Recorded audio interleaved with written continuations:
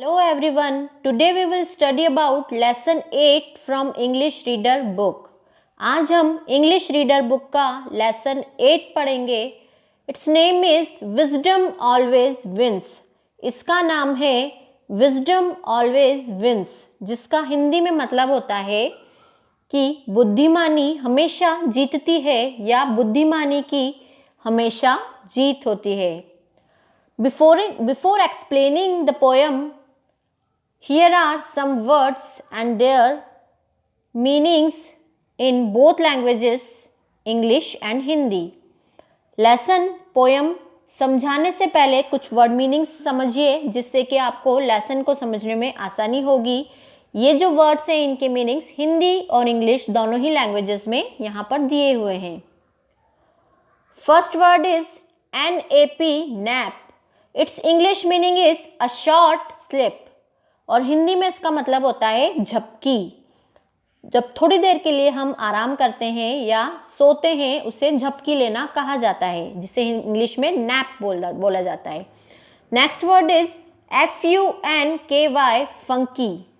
It's English meaning is trendy और हिंदी में इसका मतलब होता है आधुनिक फैशन का. Next word is TRACE, trace. To find something by investigation और हिंदी में इसका अर्थ होगा खोजना या ढूंढना.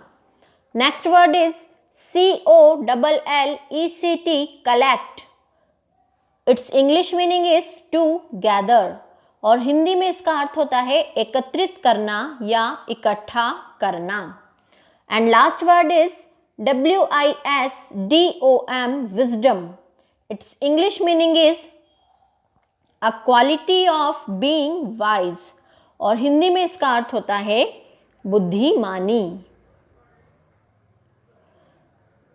Now I explain you each stanza one by one. अब मैं आपको पोएम का हर एक स्टेंजा एक एक करके समझाती हूं.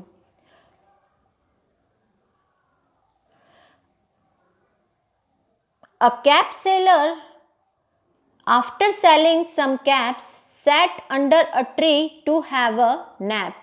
एक टोपी बेचने वाला कुछ टोपियों को बेचने के बाद एक पेड़ के नीचे बैठा झपकी लेने के लिए. Down came some naughty monkeys, wore all his caps and looked so funky.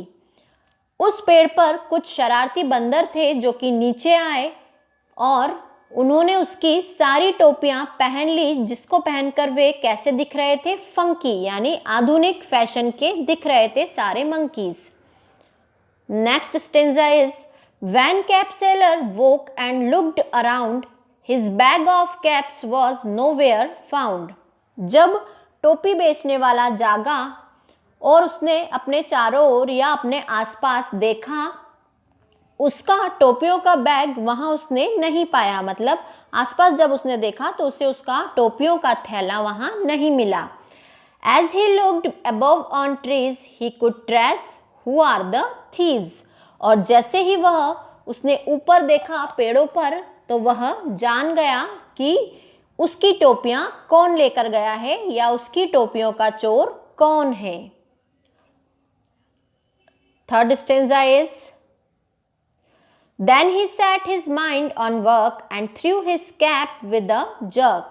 फिर उसने अपना माइंड सेट किया यानी अपने दिमाग को स्थिर किया और एक ऐसा काम किया.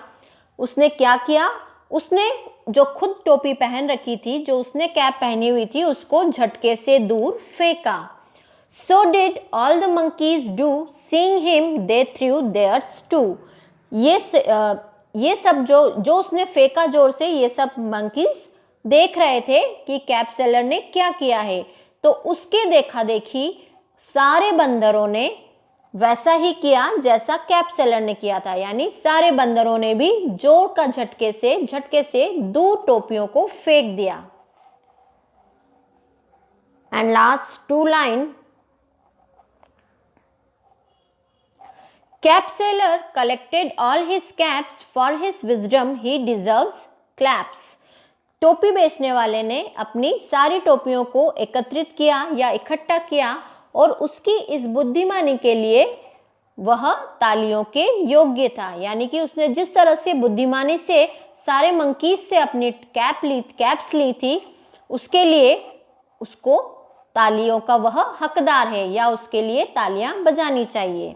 And last, the moral of the poem is patience and intelligent efforts can solve any problem.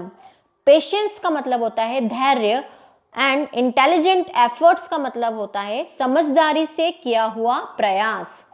तो धैर्य और समझदारी से किए हुए प्रयास से कोई भी समस्या हल हो सकती है। यह इस पोएम का मॉरल है। अगर कैप सेलर धैर्य से काम नहीं लेता और सारे मंकीज को वो वहां से भगाता, तो वो सारे मंकीज कैप पहनकर ही वहां से भाग जाते। फिर कैप सेलर को, टोपी बेचने वाले को, अपनी कैप्स कभी नहीं मिल पाती। लेकिन उसने पेशेंस से काम लिया, धैर्य से काम लिया और बुद्धिमानी से कोशिश की, क्योंकि सभी जानते हैं कि मंकीज कैसे होते हैं। मंकीज दूसरे को फॉलो करते हैं, वे नकल करते हैं दूसरे की। तो जैसे ही कैप सेलर ने अपनी कैप को झटके से फेंका, सारे मंकीज ने भी कैप्स झटके से फेंक दी, और इस तरह से कैप सेलर को उसकी सारी कैप्स मिल गई। तो जब हम बुद्धिमानी से कोई कोशिश करते हैं, धैर्य रखकर और बुद्धिमानी से कोई प्रयास करते हैं, तो किसी भी समस्या को हम हल कर सकते हैं। Our poem has completed. Thank you so much.